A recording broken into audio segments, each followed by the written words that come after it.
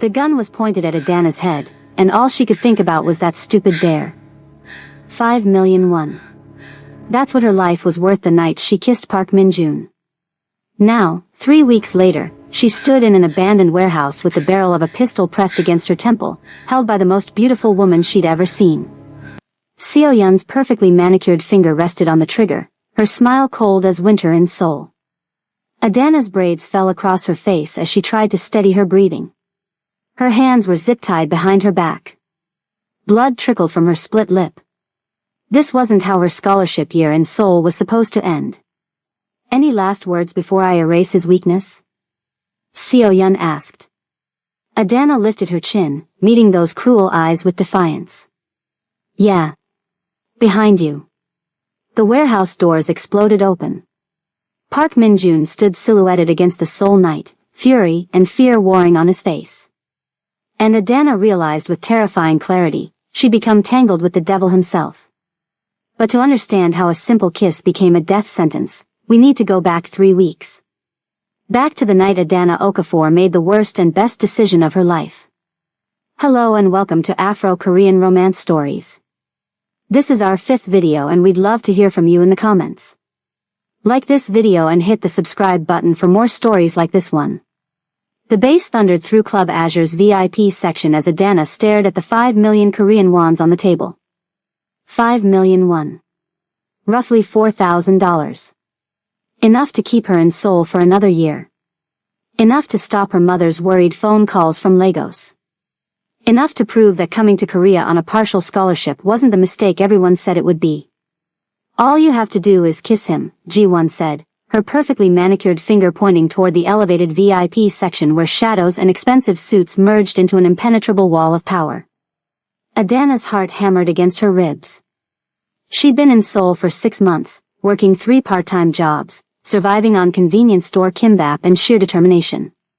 Her international business degree meant nothing if she couldn't afford to finish it. Pride was a luxury she couldn't afford. She stood, smoothing down her borrowed dress, and started walking. Each step felt like walking toward a cliff's edge. The other students had completed their dares, silly things, harmless things. But this? Ji-won had chosen differently for her. Whether it was spite or entertainment, Adana didn't know. Didn't matter. The bodyguards saw her coming. 2 walls of muscle and black suits stepped forward, hands raised. But Adana had learned something in Lagos. Hesitation was permission to be stopped. She didn't hesitate. She slipped between them, and suddenly she was there, standing in front of him. Park Min-joon looked up from the documents spread before him, and Adana's breath caught.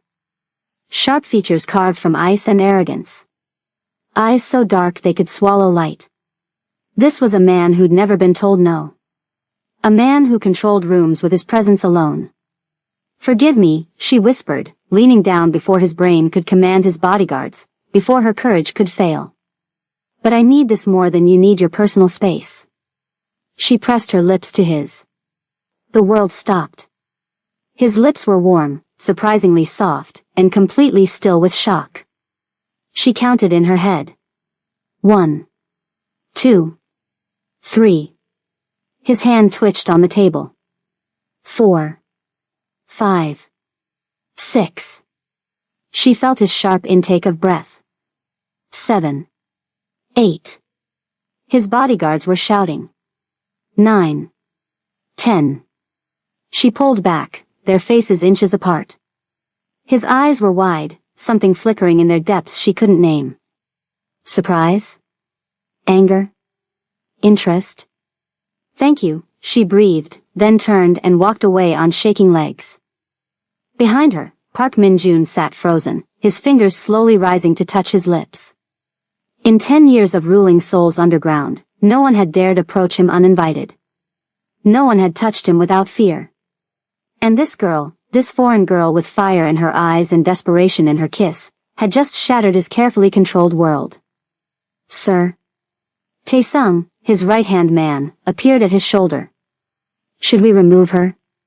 Min-joon's hand dropped. His face returned to its customary mask of cold indifference, but his pulse betrayed him, racing beneath his skin. Find out who she is. Everything.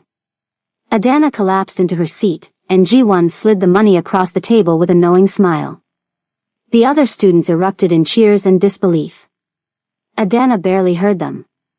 She was staring at her hands, still trembling. What had she just done? It was just a kiss, she told herself later that night, lying in her cramped dorm room. He'll forget by tomorrow. But in a penthouse across the city, Park Min-joon stood by floor-to-ceiling windows, Seoul's light spread before him like conquered territory. He'd built an empire on control, on calculated moves and emotional detachment. Women threw themselves at him for his power, his money, his name. He felt nothing. So why could he still feel her lips on his? Why did her whispered apology echo in his mind? Why did the desperation in her voice make his chest tighten with something unnamed? He touched his lips again, jaw clenching. This was weakness. This was dangerous. This was unacceptable. The next morning, Adana was reviewing supply chain management notes outside the business building when a black Mercedes pulled up. Students scattered. A man in an immaculate suit stepped out, and Adana recognized him from last night, one of the bodyguards. Miss Okafor, Tae-sung said, extending an envelope. From Mr. Park. Her hands shook as she opened it.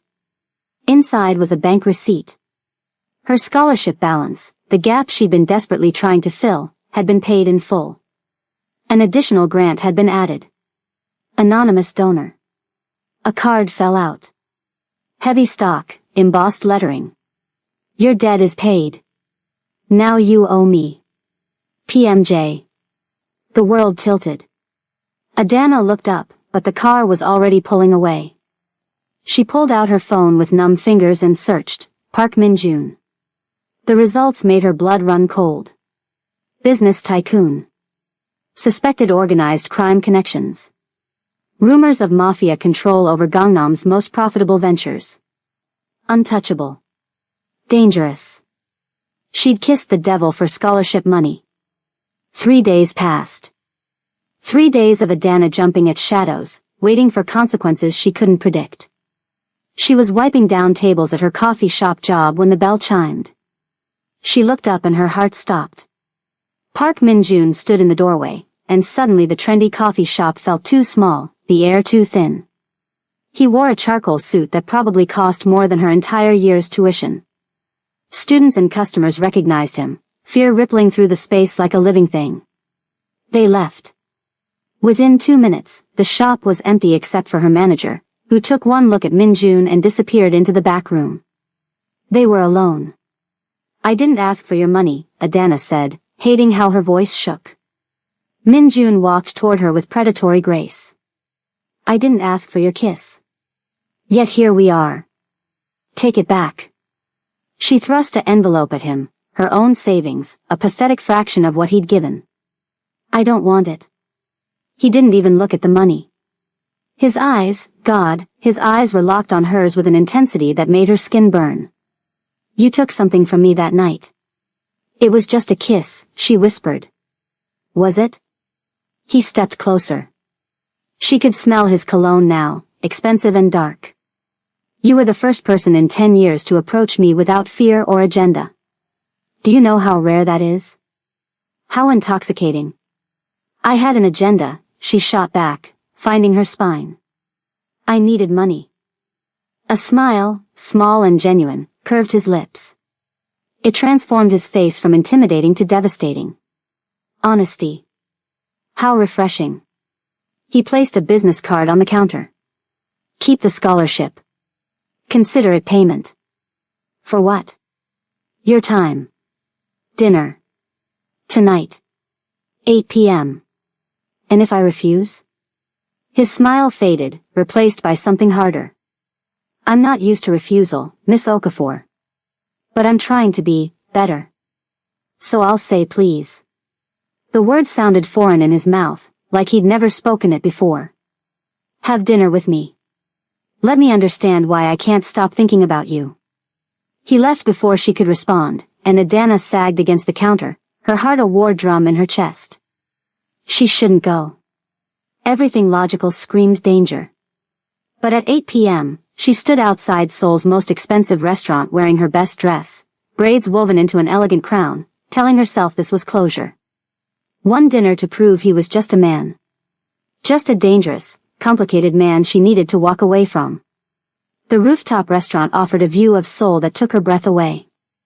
Min-jun stood when she approached, and for a moment, they just stared at each other. "You came," he said softly. "I pay my debts," she replied. Dinner was dangerous in ways Adana hadn't anticipated. Not because of threats or fear, but because Park Min-jun, when he chose to be, was fascinating. He asked about Nigeria, about her studies, about her dreams. He listened like her words were treasures. And slowly, carefully, he revealed pieces of himself. "I never had a choice," he said, staring at his wine. "My father died when I was 15. The organization needed a leader. I became what they needed." "What do you need?" Adana asked. He looked at her then, really looked, and she saw loneliness so deep it made her chest ache. "I'm starting to remember." The air between them thickened. He reached across the table, fingers brushing her hand. Electric. Undeniable. "Adana," he said her name like a prayer. "I don't know what this is. But His phone erupted. Min-jun's expression shifted instantly, the vulnerable man disappearing behind a cold mask. He answered in rapid Korean, his voice sharp and commanding. "I have to go," he stood abruptly. "Business." "What kind of business?" But she knew. The kind that happened in shadows. He paused, looking back at her. "The kind that reminds me why I shouldn't drag you into my world. But God help me, I'm going to anyway." Days blurred together, and Park Min-jun haunted Adana's life like a beautiful ghost. Coffee appeared at her table during study sessions, delivered by silent men in suits. When a drunk student cornered her after class, bodyguards materialized from nowhere, their message clear: she was protected. When her landlord tried to raise her rent illegally, the issue disappeared overnight. She should have been grateful. Instead, she felt suffocated. Adana stormed into the address Taesung had given her, a sleek office building in Gangnam. The receptionist took one look at her furious expression and waved her through. Apparently, she was expected. Min-jun's office was all glass and steel, commanding a view of Seoul like a king surveying his kingdom. He stood with his back to her, phone pressed to his ear, speaking in clipped Korean. "You can't do this," Adana said when he hung up. He turned, and desire flashed across his face before control reasserted itself. "Do what?" "Protect you. Control me. I'm not some doll you can position however you want." "No," he crossed to her in 3 long strides. "You're the woman I can't stop thinking about. The woman who kissed me like I was just a man, not a monster. The woman who makes me want things I have no right to want. Then want them," she breathed. "Stop hiding behind protection and power and just." He kissed her. Hard and desperate and nothing like their first kiss. This was hunger unleashed, his hands in her braids, her back against his desk. She gasped and he deepened the kiss, swallowing her surprise, giving her his own desperate need. The door opened. "Min-jun, we need to discuss our engagement party." They sprang apart. A woman stood in the doorway, elegant in designer clothes, her smile sharp as a blade. Beautiful in the way ice sculptures were beautiful, perfect and cold. "Seo-yun," Min-jun's voice was carefully neutral. "This isn't a good time." Clearly. Seo-yun's eyes raked over Adana with dismissive precision. She switched to English, each word enunciated with cutting clarity. "I don't know who you are, but Min-jun and I are to be married in 3 months. Our families have agreed. It's been arranged since we were children." The floor dropped out from under Adana's world. "Engaged?" "Adana, wait," Min-jun reached for her. She stepped back like he'd struck her. "You're engaged. You've been engaged this whole time. It's not like that. It's political, it's enough." She looked at Seo-yun. "Congratulations. You can have him." She walked out, and this time, she didn't look back.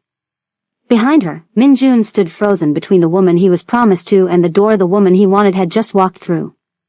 She's pretty, Seo-yun said mildly. For a distraction. Min-jun's hands clenched into fists. Get out. Excuse me? Get out. The words were a barely controlled growl. Before I forget, my father respected yours. Seo-yun's expression hardened. Don't forget what this marriage means. Peace between our families. Unity. Power. I don't care. You will. She left, heels clicking ominously on marble. A week of silence. A week of Adana throwing herself into studies, ignoring the ache in her chest. A week of Min-jun drinking expensive whiskey and remembering the betrayal in her eyes. Then Junho appeared. Sweet, kind Junho from her economics class. You look like you could use a friend, he said, offering coffee. She accepted. They studied together. He made her laugh. When he suggested dinner, she said yes. Not because she wanted to, but because maybe normal was possible. Maybe she could forget the mafia boss who'd made her feel alive. They were at a casual restaurant, Junho explaining a particularly complicated economic theory with his hand over hers for emphasis, when the air pressure changed. Park Min-jun stood 3 feet away, and fury rolled off him in waves. He spoke in Korean, voice deadly soft. Junho's face went white. He stood, bowed rapidly, and practically ran from the restaurant. What did you say to him? Adana demanded. That if he touched you again, I'd break every bone in his hand. Min-jun slid into the abandoned seat. Slowly. You have no right. I have every right. His control shattered. You're mine. That kiss made you mine. The way you look at me, the way you challenge me, the way you make me feel human again, that makes you mine. You're engaged to someone else. An arrangement I never wanted. A political alliance to prevent a gang war between territories. He grabbed her hand. I was 15 when they promised me to her. I never had a choice. Until you. You're the first choice I've made for myself in 13 years. Tears burned her eyes. Then break it. Break the engagement. It's not that simple. The Choi family controls Busan. My family controls Seoul. This marriage is a truce. Without it. He looked away. People die. Territory wars. Innocent people caught in crossfire. So I'm just supposed to what? Be your secret? Watch you marry someone else? No. He stood, decision crystallizing in his eyes. No. I'm done choosing duty over life. Over you. Min-jun. I'll find another way. I'll break the engagement, negotiate a new truce, I'll burn it all down if I have to. Just. His voice cracked. Don't give up on me. Please. Before she could respond, his phone rang. His expression changed as he listened. When? How many? I'm on my way. He looked at Adana, torn. I have to go. There's a situation. Go, she whispered. But Min-jun? Figure out who you are. Mafia boss or man. Because I can't love half of you.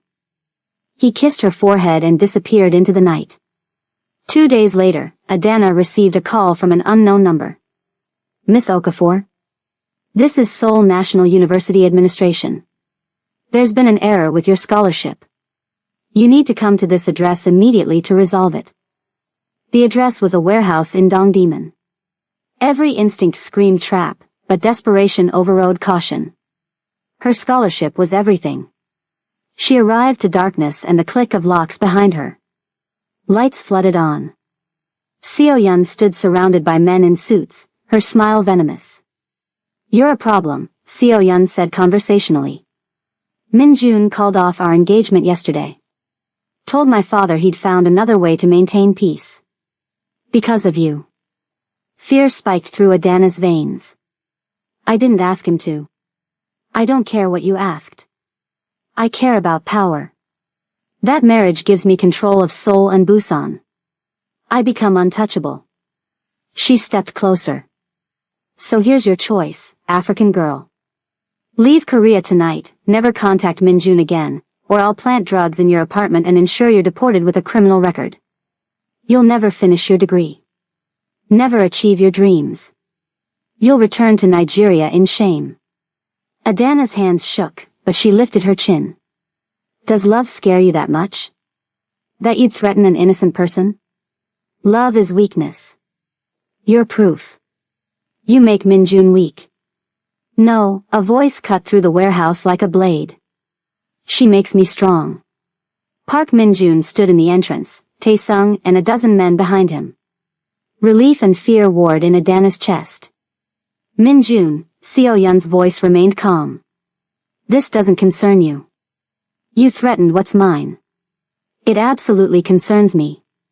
He walked forward, and even Seo-yun's men shifted nervously. This was the mafia boss in full force, terrifying and magnificent. Let her go. Or what? You'll start a war? My father won't allow it.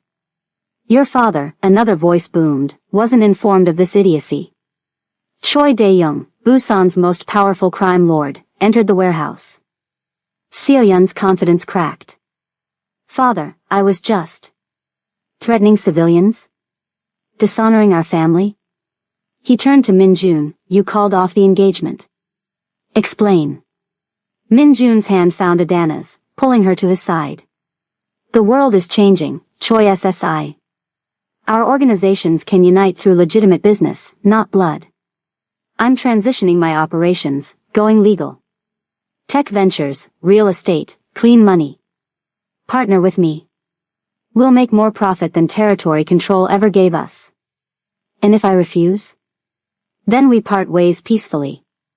But the engagement is over regardless. Because I choose her. He looked at Adana. I choose a life where I make my own decisions. Where I'm a man first, a boss second. Choi studied them, then laughed, loud and genuine. Bravery or stupidity? I can't decide which. But I respect it. He looked at his daughter. Go home, Seo-yun. Your obsession with power makes you reckless. But father. Enough. Minjun offers profit and evolution. You offer outdated tradition and violence. I choose progress. He extended his hand to Minjun. Send me your proposal. We'll negotiate. The alliance shifted in a handshake. Seo-yun's fury was palpable, but she left, defeated. When the warehouse emptied, Minjun pulled Adana into his arms. She was shaking. Are you hurt? Did she touch you? I'm fine. You came. I'll always come for you. He cupped her face. I meant what I said. I'm leaving this life. Slowly, carefully, but I'm leaving. For you. For us. For the man I want to be. It won't be easy, she whispered. Nothing worth having is. He kissed her softly. Will you wait? While I clean up my world, will you stay? On one condition. You let me help. Partners, Minjun equals. He smiled, real and bright. Partners. 6 months later, Adana walked across the stage, accepting her degree with honors. In the audience, Park Minjun applauded, legitimate businessman, still powerful but clean. He'd testified against corrupt officials, restructured his operations, made enemies but gained respect. After the ceremony, they returned to Club Azure, where it started. The VIP section, their section now. Adana smiled at him over champagne. I have a dare for you, she said. I don't take dares anymore. Not even for 5 million Korean wons? He laughed, the sound free and unguarded. What's the dare? Build a life with me. No arrangements. No obligations. Just choice. Minjun set down his glass and pulled her close. That's not a dare, Adana. That's a promise. He kissed her as equals, as partners, as two people who'd chosen each other against every odd. The black African student who dared to kiss the Korean mafia boss. The mafia boss who'd learned that love wasn't weakness, but the bravest choice of all. And in that kiss, they found freedom. Thank you so much for watching. Did this story keep you on the edge of your seat? Let us know in the comments what you'd do if you were Adana. And don't forget to like this video and subscribe to Afro-Korean romance stories for more passionate tales like this one. See you in the next story.